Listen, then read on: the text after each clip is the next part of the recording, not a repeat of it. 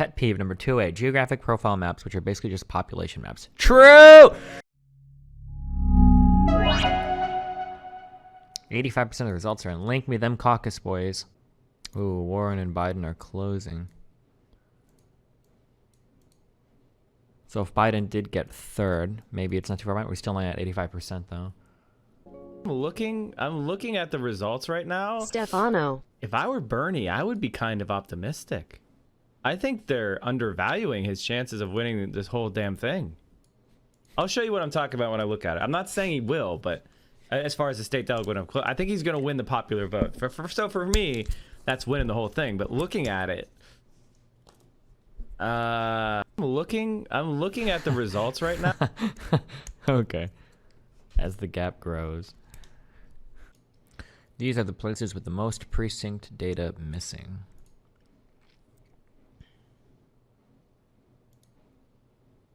Oh, they're omitting the Bernie areas. PSA. This is literally just showing that there are more voting locations in population-dense areas, and it means nothing. Oh, well. Almost. Oh, wait, this is a DGGer. We know this person, don't we? We said they looked like they were 12 and they got mad in my chat. Pet peeve number 2A, geographic profile maps, which are basically just population maps. True! True! This reminds me of when, you know when I knew things were lost? You know when I knew things were lost? It was when Bernie people started tweeting out the geographic maps for support of Bernie, for where his donations were coming from. That's when I knew shit was fucked.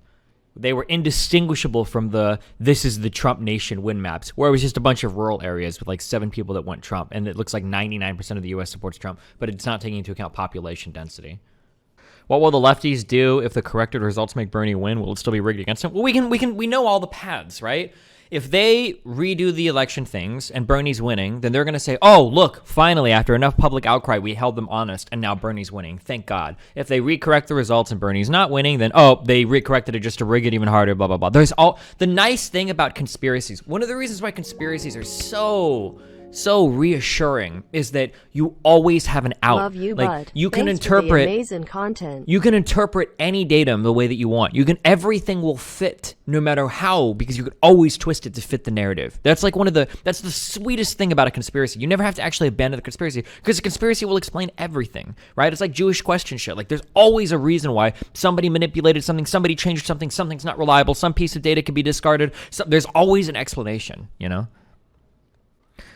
What I don't understand is last time, unless I'm wrong and I don't remember it, but last time, here's the Twitter account I'm using right now, by the way.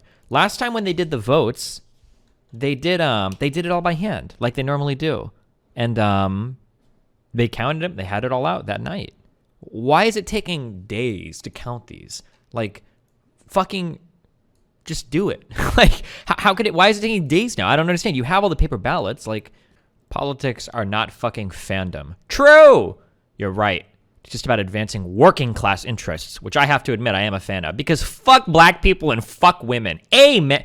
Can I get some goddamn clappers in the chat for fuck black people and fuck women? Do we really care about the Supreme Court? When was the last time the Supreme Court ruled for class interests? All right? Do we really care about gay rights? Do we really care about abortion? Like, do we care about discrimination? Come on. Let's worry about, say it after me, guys. Class rights are people rights, okay? Fuck everything else. Good take, Peter. Not class reductionist, though, by the way. That was, I strawmanned. I was a strawmanning slip-slope fallacy person right there. My bad. But it's bewildering to establishment types to see a huge group of people fight so hard for a candidate that has proven for decades to actually stand for something and stands with them. The lack of self-awareness in this tweet is breathtaking. I don't know if it was Michael Brooks that tweeted this first, or those fucking morons at The Intercept that did this. Pete's campaign has donated to the company, or not donated to, but has bought services from the company, Shadow, that also made this app. Pete's campaign did not pay for the app for the Iowa caucus things. That is two massively different things. So, for instance, I did not pay for the app that's used to do something just because I have Amazon Prime. Just because I've paid Amazon for some service doesn't mean that I've paid for a particular application or program that they've developed. But this is the new narrative. People are never going to let go of this. This is so fucking stupid. 15,000 likes, 2.2 thousand retweets. You think the secret council controlling our cyberpunk dystopia would be more subtle. Then again, they run themselves with the name in the... Like, people unironically believe this shit. Not to mention multiple campaigns have paid money to the shadow company in order to pay for, like, apps and shit, or for texting services or shit like that. Why would you tweet something like this? Jesus Christ.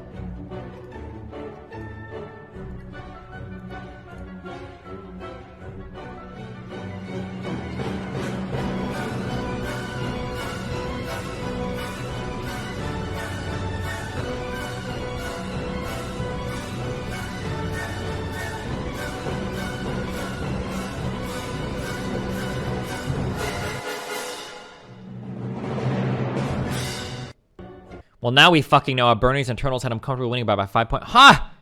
Now, imagine your brain. This is your brain on conspiracy, okay? So, what's more likely to be true?